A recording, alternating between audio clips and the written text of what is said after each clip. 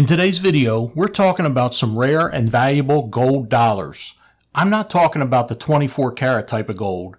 These are the $1 Sacagawea and Native American dollars known as golden dollars. This is a 2000 Philadelphia minted golden dollar, also known as a Sacagawea dollar, and this was the first year these golden dollars were minted. If you've never seen one before, they're not supposed to look like this. This dollar coin is a mint error. The planchet failed to eject after the first strike and was struck 3 additional times. It's pretty rare to find something like this in circulation.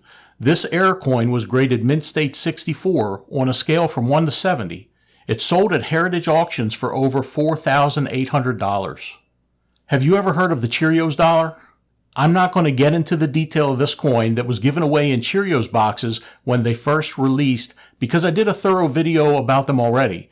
I'll link the video at the end of this video for you, but here's what you want to look for. First, you need a 2000 Philadelphia minted Sacagawea dollar.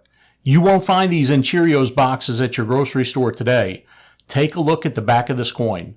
The feathers on the eagle from the Cheerios design are from the original Sacagawea design and are more detailed than the circulation strikes for the same year. You can see the difference between the two designs here. This Cheerios dollar graded mint state 68 and was sold at auction for over $34,000. The 2000 Philadelphia minted Sacagawea dollar coin has a very famous error. Every once in a while, I'll buy a box or two of dollar coins from the bank and look for this error. It's called the wounded eagle variety. If you're looking for this error, you're going to want to look at the reverse or tail side of the coin. Here's the error right here near the middle of the eagle. You can see a straight line right here as if a spear has pierced the eagle. This is the result of a die flaw. There are several hundred of these that have been graded so far. This is one of the best that I could find. It graded mint state 68 and sold at auction for over $5,100. This 2000 Sacagawea dollar was the victim of a cap die, and it sold for almost $5,900. Somehow this coin stuck in the obverse die after it was initially struck. A new planchet was loaded, and the cap die struck additional coins until it was finally removed from the die.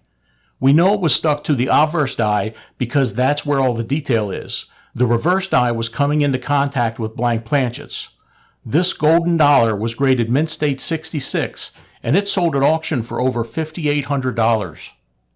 There are 3 ways errors can be created. Certain errors are inevitable due to mechanical issues that are bound to come up when you're dealing with the equipment. Some errors are intentionally created by mint workers, and some errors are the result of human error. This is an example of an error coin being created by human error.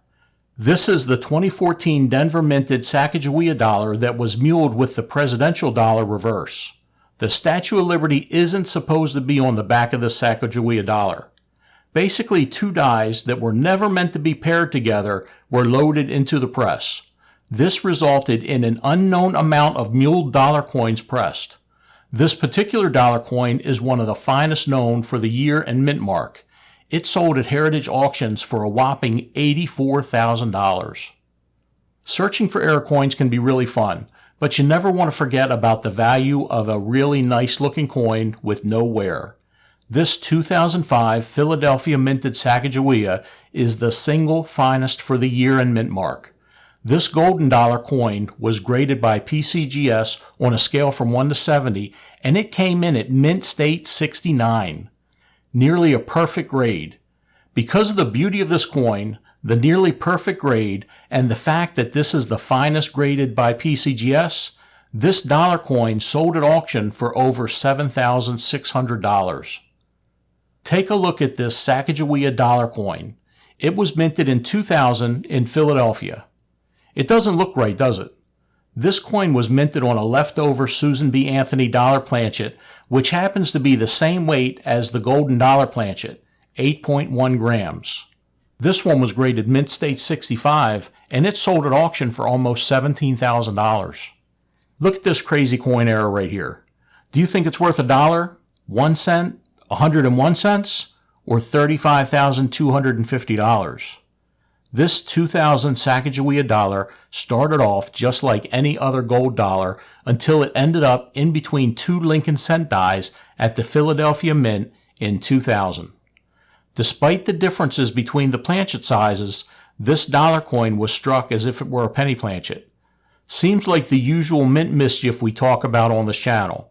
This mint error, with the word error in quotes of course, was graded Mint State 66 and sold at auction for $35,250.